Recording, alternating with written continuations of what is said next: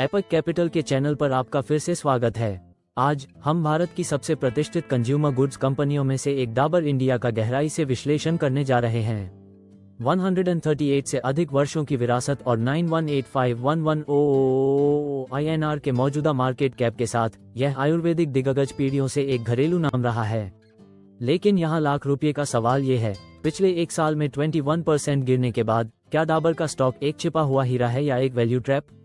हमारे साथ बने रहें क्योंकि हम उनकी सदी पुरानी विरासत से लेकर उनकी आधुनिक वित्तीय स्थिति, तकनीकी चार्ट तक सब कुछ विस्तार से देखेंगे और यह भी जानेंगे कि क्या बेंजामिन ग्राहम खुद आज इस निवेश को मंजूरी देते, कंपनी और उसके प्रमोटर्स। चलिए डाबर इंडिया की दिलचस्प कहानी से शुरू करते हैं। कल्पना कीजिए, यह 1884 है और एक आयुर्वेदिक चिकित्सक डॉक्टर SK बर्मन कलकत्ता की तंग गलियों में साइकिल पर दवाएं बेच रहे हैं। उनके मरीज उन्हें और उनकी दवाओं को डाबर कहने लगे, जो डॉक्टर और बर्मन का एक संयोजन था। उस विनम्र शुरुआत से डाबर भारत की सबसे बड़ी FMCG कंपनियों में से एक बन गई है, जिसका कारोबार 120 से अधिक देशों में फैला है। कंपनी अभी भी बर्मन परिवार द्वारा नियंत्रित है, जो प्रमोटर हैं और कंपनी का लगभग 66.2% हिस्सा रखते हैं। वर्तमान नेतृत्व में अध्यक्ष के रूप में आनंद सी बर्मन शामिल हैं, जो संस्थापक परिवार की 5वीं पीढ़ी का प्रतिनिधित्व करते हैं। यह उल्लेखनीय है कि कैसे वे अपनी आयुर्वेदिक जड़ों को बनाए रखते हुए एक परिवार द्वारा संचालित व्यवसाय से एक पेशेवर रूप से प्रबंधित उद्यम में बदलने में कामयाब रहे हैं। बर्मन परिवार के नेतृत्व में डाबर एक छोटी दवा निर्माता से एक विविध कंज्यूमर गुड्स पावरहाउस के रूप में विकसित हुई है, जिसमें डाबर च्यवनप्राश, रियल जूस, वॉटिका और फेम जैसे ब्रांड शामिल हैं। पारंपरिक आयुर्वेदिक ज्ञान को आधुनिक विज्ञान के साथ मिलाने की कंपनी की रणनीति ही इस भीड़ भरे FMCG क्षेत्र में उनकी मुख्य विभेदक रही है। 10 वर्षीय वित्तीय विश्लेषण। चलिए अब आंकड़ों पर नजर डालते हैं और देखते हैं कि डाबर ने पिछले दशक में वित्तीय रूप से कैसा प्रदर्शन किया है। उनकी राजस्व वृद्धि को देखते हुए कंपनी ने 9.32% का ठोस 5 साल का CAGR चक्रवृद्धि वार्षिक वृद्धि दर दिया है। राजस्व रेवेन्यू वित्त वर्ष 2021 में 868510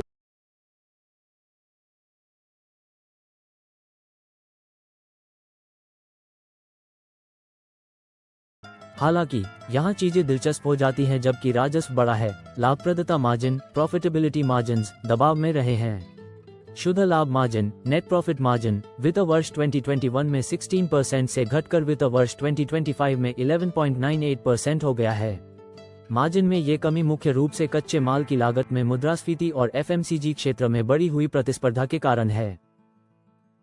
आइए कंपनी की वित्तीय स्थिति के बारे में बात करते हैं।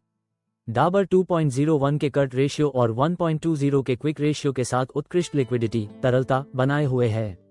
कंपनी के पास कर्ज से ज्यादा नकदी है, कुल 9.50 रुपये बिलियन के कर्ज के मुकाबले कुल नकदी 26.56 रुपये बिलियन है। उनका डेट टू इक्विटी रेशियो 8.48% के आरामदायक स्तर पर है, जो उन्हें FMCG क्षेत्र में सबसे वित्तीय रूप से स्थिर कंपनियों में से एक बनाता है। Return on capital employed ROCE में वित्त वर्ष 2021 में 27.56% से वित्त वर्ष 2025 में 21.47% तक कुछ गिरावट देखी गई है, लेकिन यह अभी भी स्वस्थ और उद्योग के औसत से ऊपर बना हुआ है। प्रति शेयर आय अर्निंग्स पर शेयर अपेक्षाकृत सपाट रही है, जो वित्त वर्ष 2021 में 9.58 रुपये से बढ़कर वित्त वर्ष 2025 में 9.97 रुपये हो गई है। स्टॉक चार्ट तकनीकी विश्लेषण। अब तकनीकी तस्वीर की ओर बढ़ते हुए डाबर के स्टॉक ने पिछले दशक में एक लंबा सफर तय किया है। स्टॉक ने 10 वर्षों में 87.1% का रिटर्न दिया है, लेकिन हाल का प्रदर्शन चुनौतीपूर्ण रहा है। स्टॉक ने सितंबर 2024 में 672 रुपीस का सर्वकालिक उच्च स्तर छुआ था, लेकिन तब से यह सुधरकर 514 रुपीस के आसपास के मौजूदा स्तरों पर आ गया है। मुख्य तकनीकी स्तरों को देखें तो स्टॉक वर्तमान में अपने 52 सप्ताह के उच्च स्तर 671 रुपीस 50 पैसे से नीचे और अपने 52 सप्ताह के निम्न स्तर 433 रुपीस 30 पैसे से ऊपर कारोबार कर रहा है। RSI वर्तमान में 40.34 पर है, जो दर्शाता है कि स्टॉक ओवरसोल्ड क्षेत्र के करीब पहुंच रहा है। MACD जैसे कई तकनीकी संकेतक बेयरिश सिग्नल दिखाते हैं, जबकि स्टॉक अपने 200 दिवसीय मूविंग एवरेज से ऊपर ट्रेड कर रहा है, जो लंबी अवधि के बुलिश ट्रेंड के बरकरार रहने का संकेत देता है। देखने के लिए मुख्य रेजिस्टेंस स्तर 530,560 रुपीस के आसपास है, जबकि सपोर्ट स्तर 480,500 रुपीस पर स्थित है। स्टॉक का 0.25 का बीटा बताता है कि यह व्यापक बाजार की तुलना में कम अस्थिर है, जो इसे स्थिरता चाहने वाले रूढ़िवादी निवेशकों के लिए उपयुक्त बनाता है। बेंजामिन ग्राहम मूल्यांकन। अब वैल्यू इन्वेस्टिंग के नजरिए से क्या बेंजामिन ग्राहम मौजूदा कीमतों पर डाबर को मंजूरी देंगे?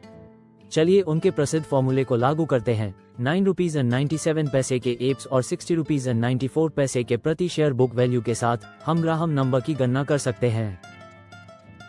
ग्राहम के फॉर्मूले का उपयोग करते हुए square root 22.5 times EPS times प्रति शेयर बुक वैल्यू हमें मिलता है square root 22.5 times 9.97 times 60.94 equals square root 13,664 equals 117 rupees. ये बताता है कि आंतरिक मूल्य इंट्रिंसिक वैल्यू लगभग 117 रुपीज है, जबकि स्टॉक 514 रुपीज पर ट्रेड कर रहा है, जो ग्राहम के रूढ़िवादी मानकों के अनुसार काफी अधिक मूल्यांकन सिग्निफिकेंट ओवरवैल्यूएशन का संकेत देता है। हालांकि ये ध्यान रखना महत्वपूर्ण है कि ग्राहम का फॉर्मूला एक अलग युग में औद्योगिक कंपनियों के लिए डिजाइन किया गया था। डाबर जैसी गुणवत्तापूर्ण कंज्यूमर गुड्स कंपनी के लिए, जिसके पास मजबूत ब्रांड और लगातार कैश फ्लो है, ग्राहम के गणना किए गए मूल्य से प्रीमियम पर होना असामान्य नहीं है। कंपनी का 8.19 का पीबी रेशियो अपने 10 साल के निचले स्तर के करीब है, जो पूर्ण ओवरवैल्यूएशन के बावजूद सापेक्षिक मूल्य का सुझाव देता है। पक्ष बनाम विपक्ष, बुल केस बनाम बेयर केस। आइए निवेश की धारणा के दोनों पक्षों की जांच करें। बुल केस से शुरू करते हुए डाबर के कई मजबूत पक्ष हैं। पहला, आयुर्वेदिक और प्राकृतिक उत्पादों के क्षेत्र में उनका दबदबा है, जिसमें उपभोक्ताओं के स्वास्थ्य के प्रति अधिक जागरूक होने के कारण मजबूत सेक्युलर ग्रोथ देखने को मिल रही है। कंपनी च्यवनप्राश, शहद और जूस जैसी श्रेणियों में अग्रणी स्थान रखती है। उनका अंतर्राष्ट्रीय कारोबार, जो राजस्व का 26.5% योगदान देता है, स्थिर मुद्रा शर्तों में 17.2% की मजबूत वृद्धि दिखा रहा है। ये भौगोलिक विविधीकरण घरेलू बाजार पर निर्भरता को कम करता है और विकास के अवसर प्रदान करता है। नेट कैश स्थिति के साथ कंपनी की मजबूत बैलेंस शीट उन्हें विकास में निवेश करने और आर्थिक तूफानों का सामना करने के लिए लचीलापन देती है। 5881 INR में बादशाह मसाला का हालिया अधिग्रहण ने तेजी से बढ़ते मसालों के सेगमेंट में उनकी स्थिति को मजबूत किया है। प्रबंधन को अगले 5 वर्षों में अपने खाद्य और पेय व्यवसाय को दोगुना कर 4001 INR तक पहुंचाने की उम्मीद है। अब बेयर केस की बात करें। मार्जिन पर दबाव एक महत्वपूर्ण चिंता का विषय है। कमोडिटी की महंगाई और प्रतिस्पर्धी दबावों के कारण ऑपरेटिंग मार्जिन 5 वर्षों में 20.6% से घटकर 19.32% हो गया है। घरेलू FMCG बाजार में MNC खिलाड़ियों द्वारा आक्रामक रूप से अपने उत्पादों की कीमत तय करने से प्रतिस्पर्धा बढ़ रही है। ग्रामीण मांग, जो डाबर की बिक्री का लगभग 50% हिस्सा है, विभिन्न आर्थिक कारकों के कारण सुस्त रही है। 51 गुना से अधिक की कमाई पर कंपनी का प्रीमियम मूल्यांकन गलती की बहुत कम गुंजाइश छोड़ता है। अंतर्राष्ट्रीय बाजारों में मुद्रा की प्रतिकूल परिस्थितियां भी लाभप्रदता के लिए चुनौतियां पैदा करती हैं। महत्वपूर्ण जांच, विवाद और वैश्विक स्थिति। चलिए अब हाल के विवादों पर बात करते हैं। 2023 में कंपनी को 3211 INR का एक बड़ा GST नोटिस मिला, जिसका वे विरोध कर रहे हैं। अधिक चिंताजनक अमेरिका और कनाडा में चल रहे मुकदमे हैं, जहां डाबर की सहायक कंपनियों पर यह आरोप लगे हैं कि उनके हेयर रिलैक्सर उत्पाद कैंसर का कारण बन सकते हैं। हालांकि कंपनी का कहना है कि ये आरोप अपुष्ट और अधूरे अध्ययनों पर आधारित हैं, लेकिन मुकदमेबाजी की लागत महत्वपूर्ण होने की उम्मीद है। इसके अतिरिक्त प्रमोटर बर्मन परिवार द्वारा रेलिगिया एंटरप्राइजेस के अधिग्रहण के प्रयास को लेकर भी विवाद रहा है, जिसमें कॉर्पोरेट गवर्नेंस के मुद्दों के आरोप लगे हैं। हालांकि यह सीधे तौर पर डाबर के संचालन को प्रभावित नहीं करता है। सकारात्मक पक्ष पर डाबर की वैश्विक स्थिति मजबूत बनी हुई है। कंपनी 120 प्लस देशों में काम करती है और 8 देशों में विनिर्माण उपस्थिति है। वे सऊदी अरब, मिस्र और UAE जैसे प्रमुख अंतर्राष्ट्रीय बाजारों में कई श्रेणियों में अग्रणी हैं। मध्य पूर्व और अफ्रीका उनके अंतर्राष्ट्रीय व्यापार का 26% हिस्सा है, जिसमें एशिया का योगदान 22% है। निष्कर्ष। तो ये सब हमें डाबर इंडिया के बारे में क्या बताता है? यह एक गुणवत्तापूर्ण कंपनी का एक उत्कृष्ट उदाहरण है जो चक्रीय बाधाओं साइक्लिकल हेडविंड्स का सामना कर रही है।